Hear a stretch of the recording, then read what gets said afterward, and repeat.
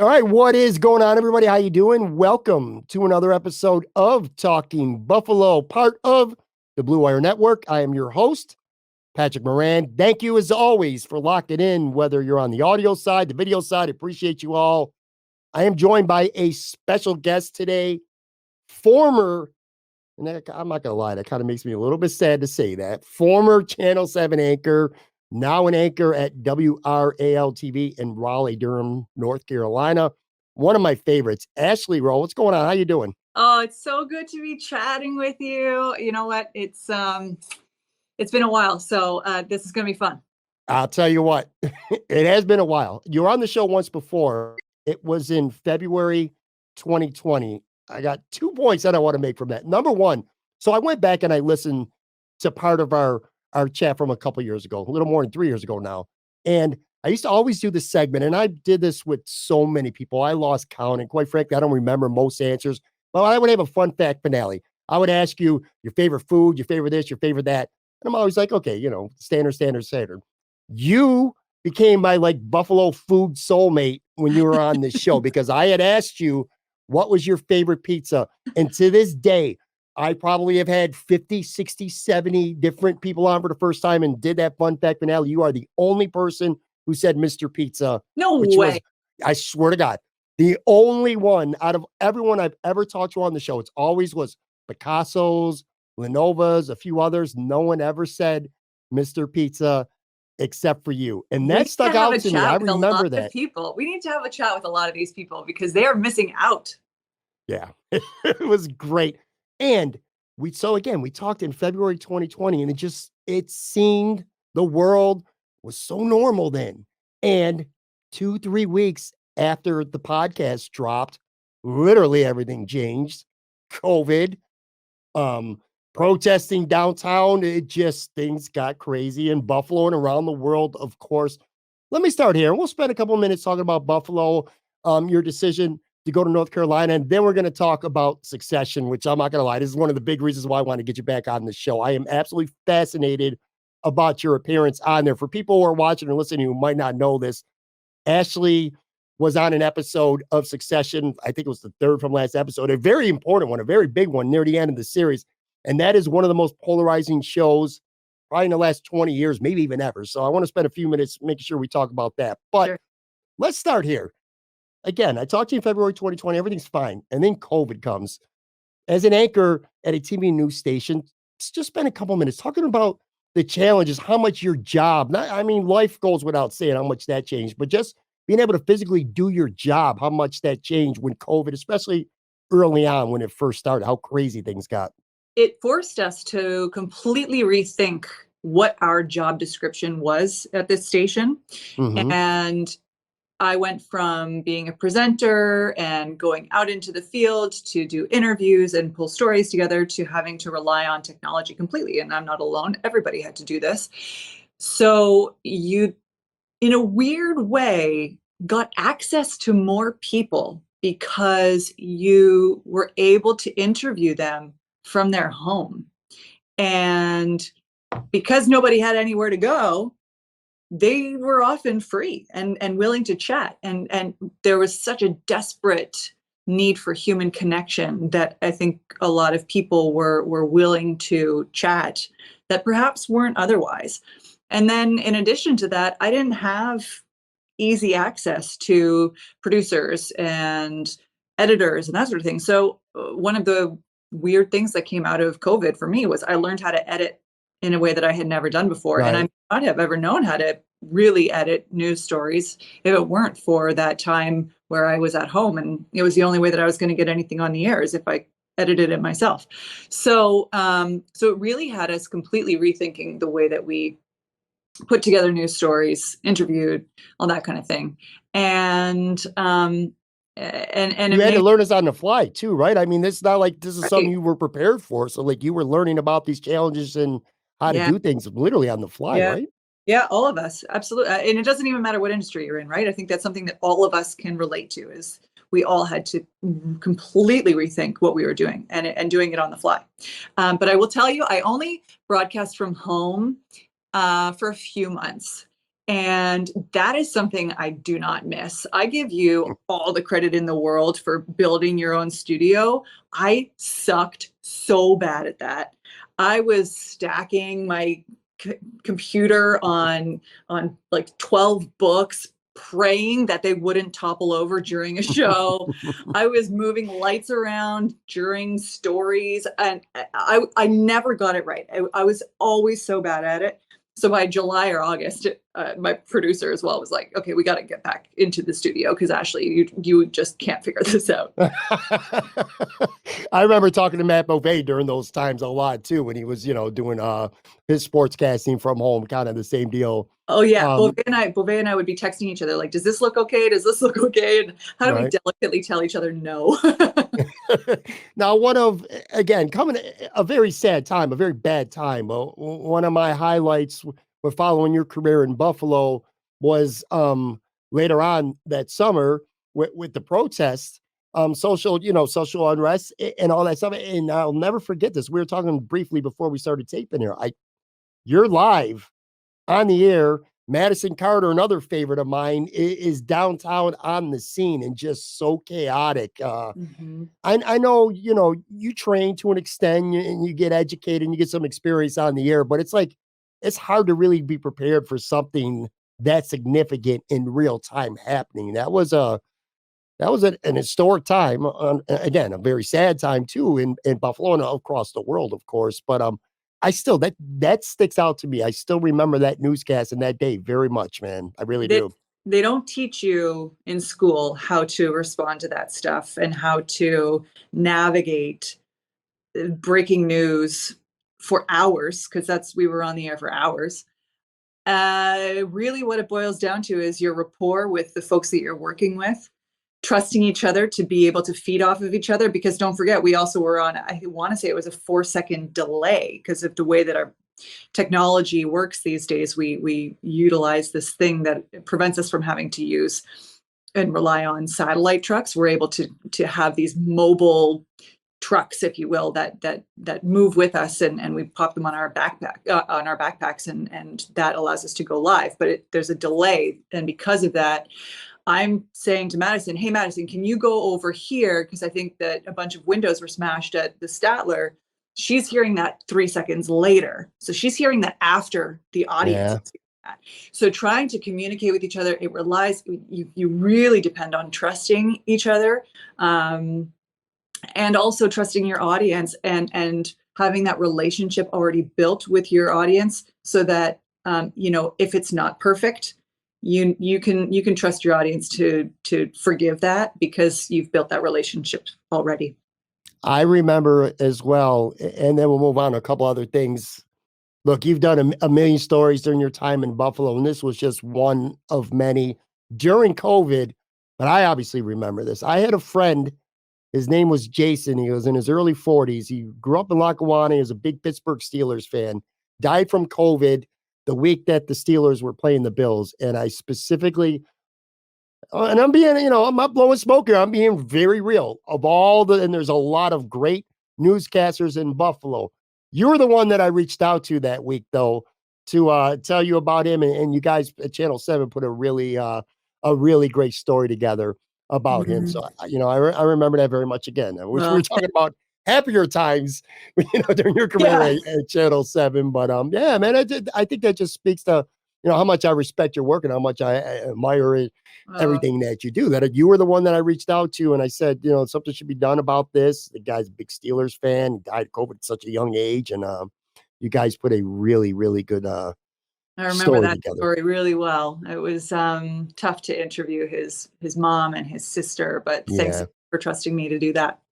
No, no, absolutely. All right. So last year around June, you made the decision to leave Channel 7 at the time. Talk about, without, too many details, just generally speaking, what went in that decision at the time? Now, I know I've read a lot of Alan's work too at the Buffalo News, and I know that spending more time, at home was part of what into your decision. Kind of just, in your own words, kind of what went into your decision at that time to step Yeah, down at Channel 7. I think having a family really makes you think about what you want, how you want your life to kind of look and play out. And I, at the time, was really not loving being gone from home and, uh, racing around trying to be all things to all people at all times. It just Sure. wasn't working for me. And I was at a point in my career where, my contract was up and I had to make a decision as to what I wanted to do. And in that moment, it just was, it was really compelling for me to be able to stay at home. I had the opportunity. You hear everybody who has done it always says you will not regret taking that time off. And it was sign on for another few years with Channel 7 with people who I love and am still really tight with. And I could have done that, but then I would have always wondered what if I just took that time with my daughter. And so we got to have this really great year together, this awesome experience of just enjoying a Buffalo summer. I don't need to tell you, the summertime is the absolute best time to be in Buffalo and enjoying the outdoors. It's gorgeous. It's like the best place to be in the country. And so I got to do that. And then when winter came, I managed to move my family down to Miami, and we got to spend a winter in Miami. We wouldn't have been able to do that. These are just life experiences that I think having a family and also having the perspective that COVID forced on us, it allowed me that. And then while I was in the middle of this year of time off, and I really didn't know where it was going to go. I was prepared to leave the business altogether, but I didn't know what was going to happen. And then I got a phone call from this station in Raleigh, WRAL, which, as I've learned more about the station over the months that I was chatting with them, this is considered to be one of the best, if not the best, local news station in the country, with its resources and its commitment to keeping those resources in a time where, frankly, this industry resources are tapped and stretched very thin. And so to be in an environment where that's not the case, it was like I had to jump at this opportunity. It was amazing. And to be back on the air, I will tell you, I missed being on the air. So it's awesome to be back working, telling stories, doing what I love to do. And now I have developed this relationship with my daughter. I understand what it means a little bit more to be a mom versus when I was totally sleep deprived, like 4 months into it, going, oh my God, what am I doing? So I just feel like I'm a lot more at peace. And I am super excited about this next opportunity.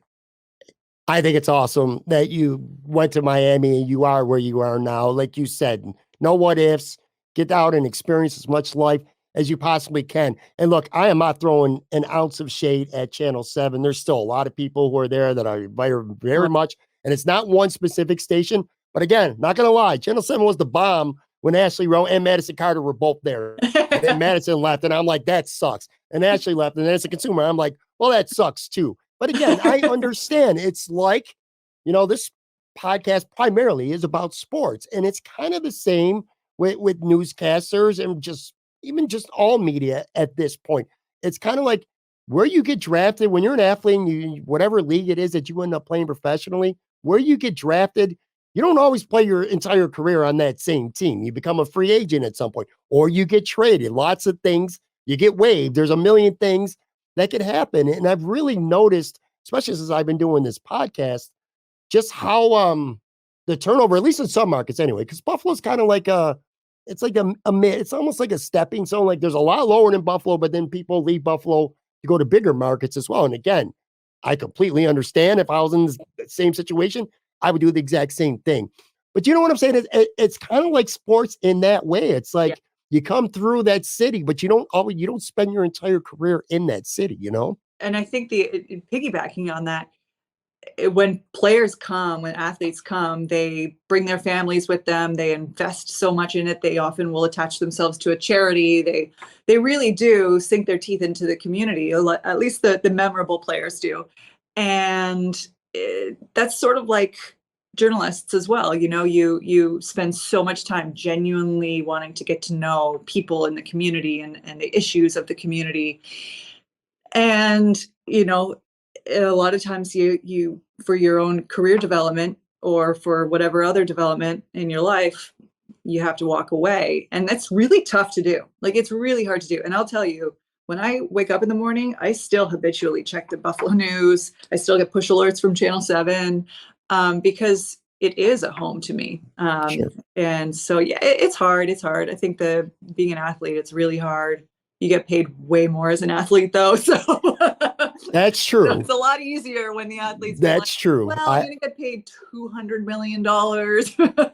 I know some talented TV news people that have left the business altogether over the last couple of years Yeah. for, a variety of reasons. Before we talk about Succession, which I'm looking forward to learning some about that with you, just your general impression so far of North Carolina. Now, this is a place I've never been to North Carolina. I've driven through, like I stayed overnight in Charlotte during one of my Buffalo to Florida drives, but never really spent any time there. What's been your impression so far where you are? It's beautiful. Raleigh is so lush with big full trees and so much commitment to green space. And where we live, we are a stone's throw from these awesome playgrounds and parks. You get to spend so much time outside. So there's such a commitment to that infrastructure. And Raleigh itself is just a really booming region. They call it the triangle, the research triangle.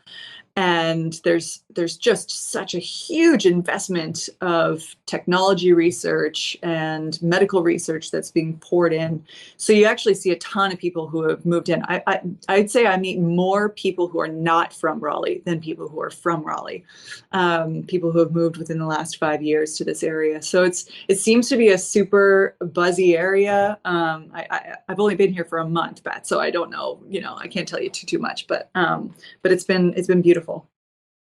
I am here with Ashley Rowe talking Buffaloes. All right, so Succession, I got some thoughts on the show. I'm going to share that with you in just a couple minutes. But again, for people who don't know, Ashley was on the show, I knew it was coming because I read the Buffalo News article. So I locked in, and I actually remember when it was airing, I froze it like on the TV. I paused it. I took a picture and I tweeted it out there. I was like, holy shit, Ashley. Anyway, you played co-anchor Tracy Levins on election night, which again was one of the most important episodes as the series was wrapping up. I guess the first thing I wanted to ask, because again, I'm just really interested in this. How did this come about? Like, how did this opportunity come about? How did you end up on Succession? Dude, it was really random. So I got a phone call. It was a week after I had left Channel 7. I was in Vermont hanging out with my family, and I get a call from my agent, and my agent's like, hey, can you be in New York City on Wednesday? Because Succession wants you to play a news anchor. And at the time, I was like, first of all, of course, hell yes, my favorite show of all time. Absolutely, I'll drop everything to be there. But my understanding of my role was really that I was just going to be a background actor. And that I was like, maybe it's a shot of the newsroom and they just needed bodies in cubicles. And I was going to be doing that. I had no idea what really to expect. So I made that assumption. And then I get to New York, and about 24 hours before call time, not even 24 hours, I get sent from HBO all of these scripts. And I'm like, oh my gosh, I have lines? I had no idea. And this was back in the summertime. This was in July. So here I am at some random coffee shop in Brooklyn trying to memorize all of these lines that I'm supposed to have ready to go for 7 a.m. the next day. Super freaked out, like, oh my gosh, I'm about to blow it on HBO's biggest show since what, Game of Thrones? I don't know. So anyway, fortunately for me, when I got to the studio the next day, they had teleprompters. Thank God, because I would have snapped. Like, I just would have snapped under pressure, I'm sure, had they not. Anyway, that was July. So we shot for a day, and then I got a call back to do another episode. And that's the episode that you're referring to, which is the 8th episode, election night. And they wanted to have me and the others that I was working with that previous shoot play news anchors on election night. And now I knew at least what I was getting myself into. So when they sent me the scripts the 24 hours before, I wasn't completely stressed out. But it was really cool. They sent us background information on all of the candidates and the candidates' families and all of that, because we were expected to ad lib quite a bit. And so I was studying all of these fake characters and preparing for a fake election and trying to get myself into the mindset of being an ATN anchor.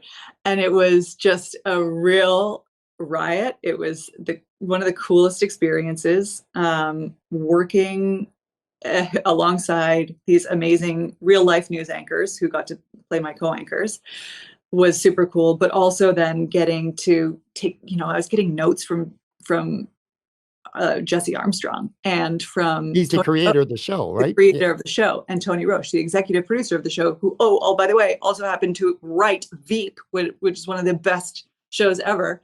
So I'm just surrounded by some of the most brilliant minds, in my opinion, in modern era television.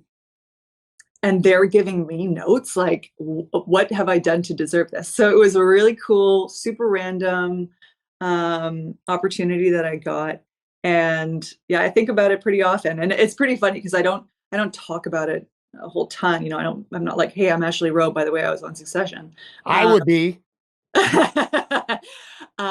So when I started at the station here at WRAL, it was towards the end of the season 4.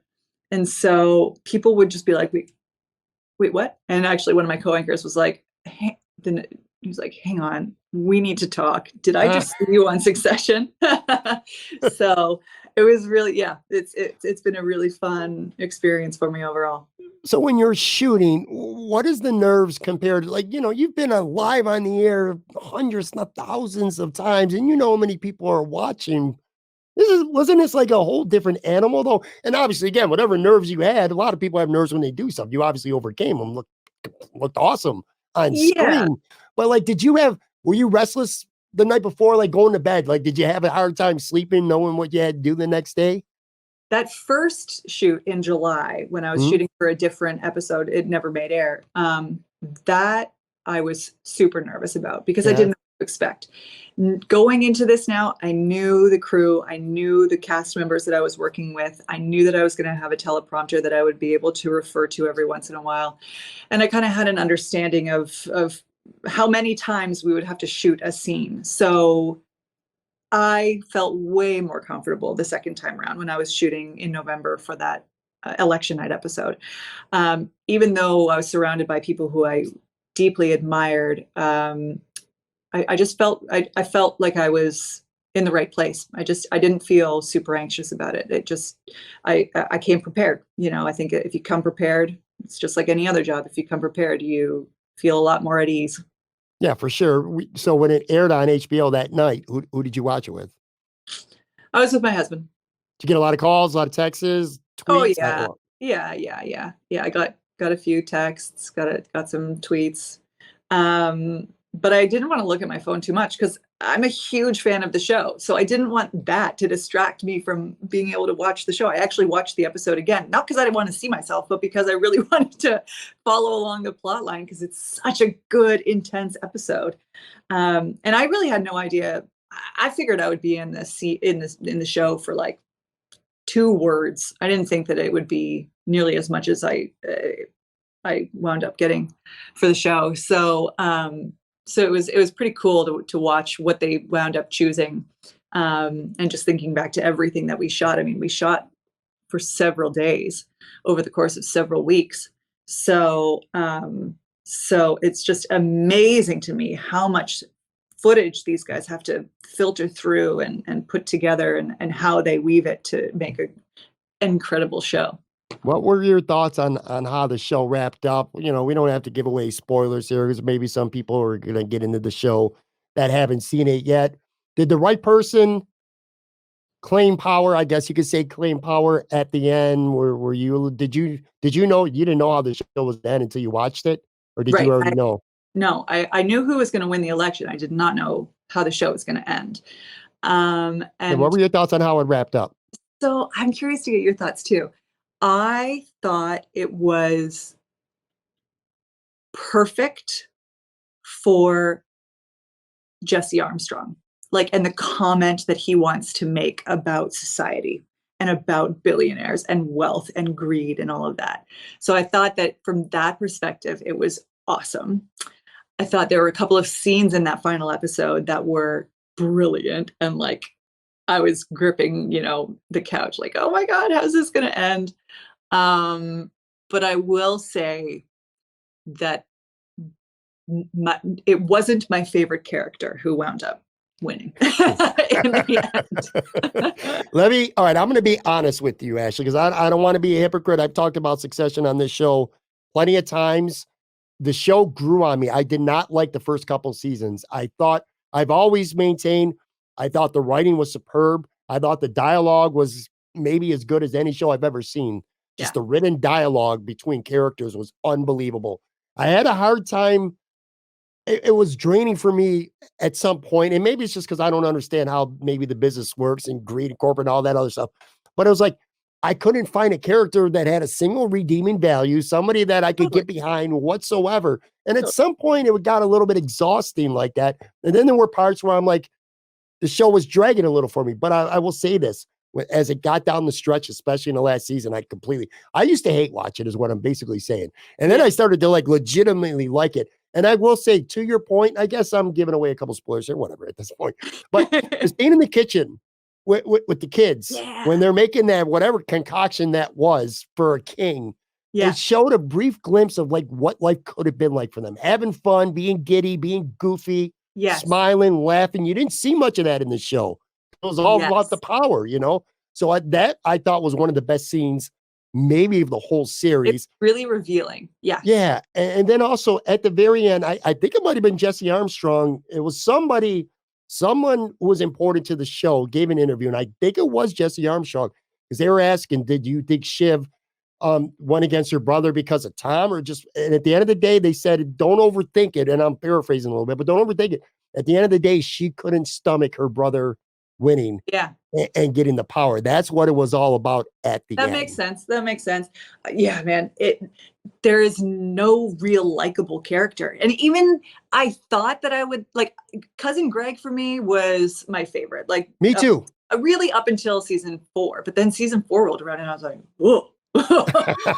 So yeah, that's why I love the show is because there's such an evolution of all of the characters, but not in a pleasing way. It's just like, what gross stuff are they going to do next?